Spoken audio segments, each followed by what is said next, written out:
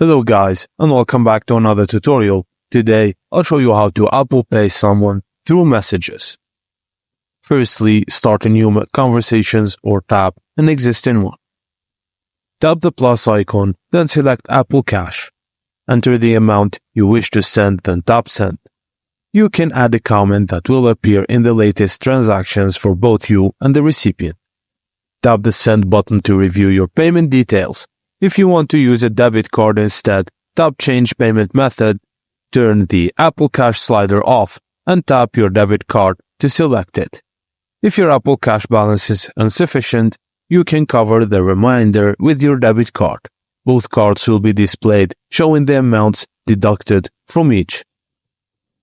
Confirm the payment using Face ID or your passcode. And if you haven't added a debit card to the Wallet app, you must do so before sending money.